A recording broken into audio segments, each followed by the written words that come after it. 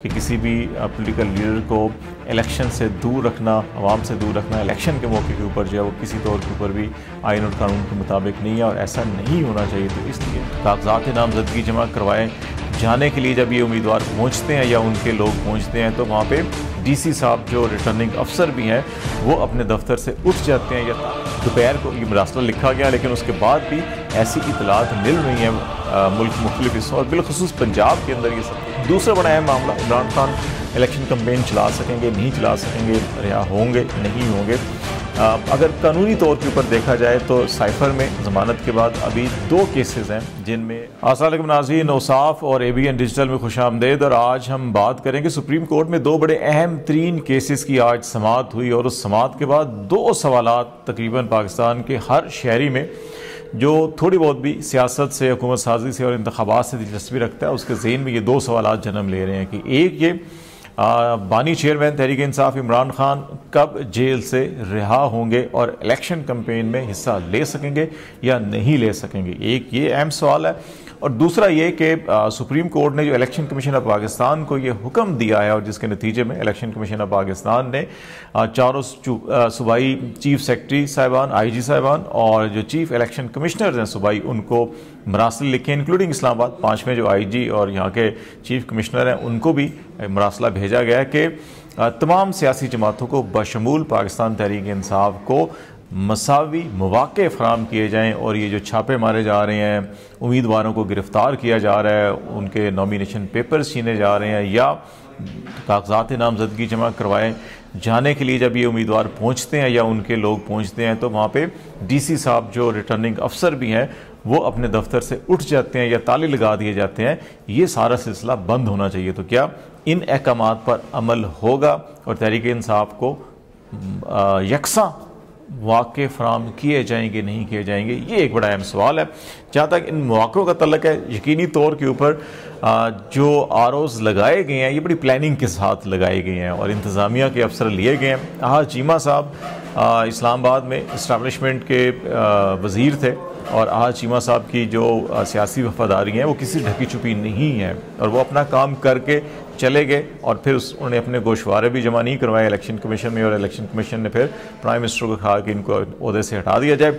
अभी अगरचे election commission और केयर टेकर गवर्नमेंट की क्रेडिट ले रही है कि हम इलेक्शन को साफ शफाफ बनाना, यकीनी तौर के ऊपर बनाना चाहते हैं और इस सिस्टम में इलेक्शन कमीशन के अहकामात की तामील भी की जा रही है, लेकिन जो प्लान वो बना कर गए थे उसकी अमल दरामद जो है कि हमें गुज़श्ता 2-3 दिन से नज़र आ रहा है। अब आगे क्या इलेक्शन कमीशन का ये मरासला लिख देना काफ़ी है और इस पर अमल होगा? मेरा ख्याल है नहीं होगा। अभी भी पुलिस आज दोपहर को ये मरासला लिखा गया, लेकिन उसके बाद भी ऐसी इतलात मिल रही हैं मुल्क के मुख्तलिफ हिस्सों और बिलखुसूस पंजाब के अंदर ये सब कुछ हो रहा है। और पंजाब में इसलिए हो रहा है कि कौमी असम्बली की 141 नशिस्तों पर पंजाब में इलेक्शन होना है और पंजाब में जो पार्टी बरतरी हासिल करेगी वही मरकज़ में हुकूमत साजी के लिए जो है कि वो सूटेबल जमात तस्वर होगी। इसीलिए पंजाब जो है कि इस वक्त वो एक दंगल का नक्शा पेश कर रहा है। कम दिखाई दे रहा है कि इलेक्शन कमीशन के अहकामात पर अमल दरामद होगा, लेकिन एटलीस्ट ये ज़रूर होगा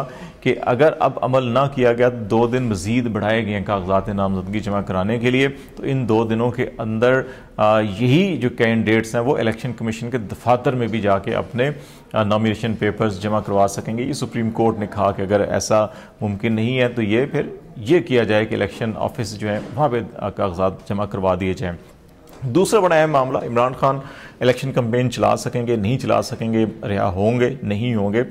अगर कानूनी तौर के ऊपर देखा जाए तो साइफर में ज़मानत के बाद अभी 2 केसेस हैं जिनमें इमरान खान गिरफ्तार हैं। एक तोशाखाना केस और दूसरा अलकादर ट्रस्ट केस है। 27 दिसंबर को इन दोनों की समाअत मुकर्रर है एहतसाब अदालत में और एहतसाब अदालत अडयाला जेल ही जाएगी जहाँ पे समाअत होगी।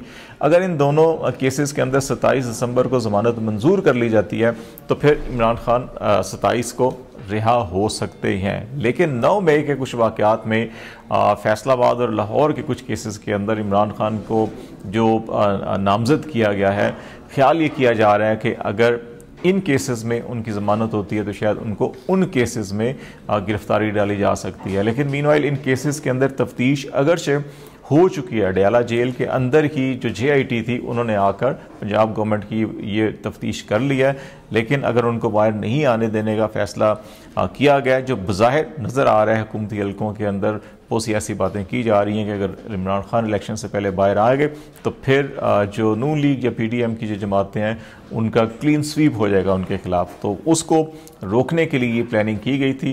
तो अब ये देखना है कि अगले 3-4 दिनों में 27 से पहले क्या किसी और मामले के अंदर गिरफ्तारी डाली जाती है, नहीं अगर गिरफ्तारी ना डाली गई तो फिर उनकी रिहाई मुमकिन हो जाएगी। और कुछ मामलात के अंदर शायद उनकी 9 मई के हवाले से जो केसेस लाहौर के अंदर थे उनमें भी उनका नाम डाला गया था और फिर वो लाहौर हाई कोर्ट के अंदर भी मामला ज़ेर समाअत है। तो ये कुछ इफ़ एंड बट्स हैं, लेकिन आसार कुछ ऐसे दिखाई दे रहे हैं। सुप्रीम कोर्ट का जो फैसला जारी हुआ है साइफर केस के वाले से और उसमें जो अतर मिनल्ला साहब का इजाफी नोट है बड़ा क्लियरली ये कह रहा है कि किसी भी पॉलिटिकल लीडर को इलेक्शन से दूर रखना, आवाम से दूर रखना, इलेक्शन के मौके के ऊपर जो है वो किसी तौर के ऊपर भी आइन और कानून के मुताबिक नहीं है और ऐसा नहीं होना चाहिए। तो इसलिए कुछ इम्कानात ये दिखाई दे रहे हैं कि इलेक्शन से पहले इमरान खान दिसंबर या जनवरी के पहले हफ्ते में शायद बाहर आ सकते हैं। तो लेट्स सी, देखते हैं कि मामलात कैसे आगे बढ़ते हैं। आज तक के लिए इतना ही। खालिद जमील को इजाज़त दीजिए।